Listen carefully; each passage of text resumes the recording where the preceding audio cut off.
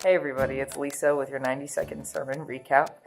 We finished up this week with our series called The Choice, and we looked at a passage from Luke 19. This past Sunday was Palm Sunday, so the passage we were reading out of tells about the triumphant entry of Jesus into Jerusalem as he's coming over the crest of the Mount of Olives and over the mountain and can see all of Jerusalem. And the people are so excited for him to enter into the city. They know the miracles he has done. They know how he has taught. They know that he is sent from God. And they are convinced, absolutely convinced, that he is the Messiah King come to save Jerusalem. So they are pumped for him to enter the city and to display God's glory in the city.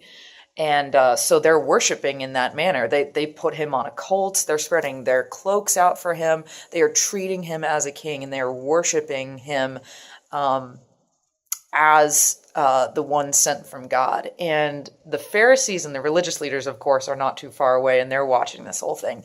And they look at Jesus and they say, "Jesus, you're smart. You're wise enough to know that this is just too much. You need to rebuke your disciples. You need to tell them that this is too much of a scene.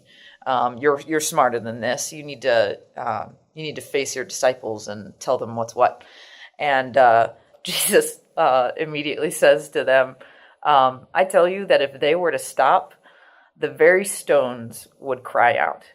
And so basically what he says outright is that even the stones on the ground are smart enough to realize who Jesus is, let alone these people who realize who Jesus is.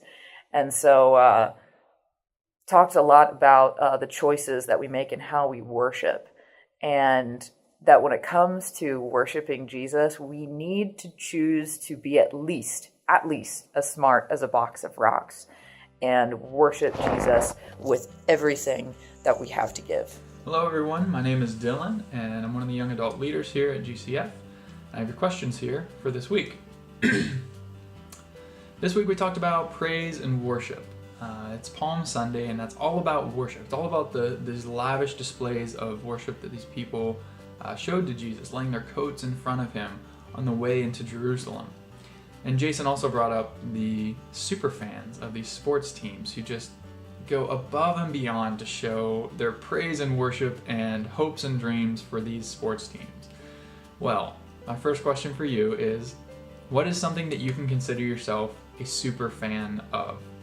What is something, whether it's an activity, a team, a product, or a brand, whatever it is, what is something that you would consider yourself a super fan of? You might not paint your body for it, but what is something you're a fan of?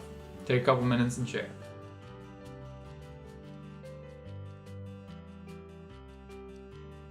Your second question, building off of the first, is how do you express your fandom for this object, activity, team, whatever it is? How do you embody the value that you place on that? How do you show that you place your hope or your dreams or your desires into that object? Take a couple minutes and share.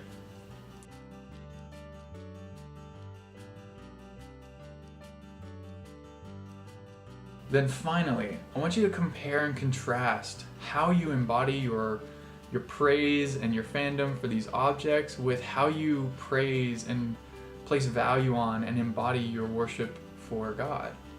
So, how do these two things relate? Are there similarities in the ways that you express your worship? Are there differences in how you express your worship? And maybe what can we learn about how we ought to worship God based on how you just naturally value and express your value of some of these objects or teams?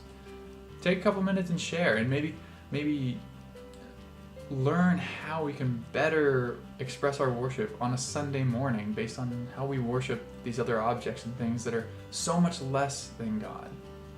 So, have a great week, everybody. I hope it's fruitful.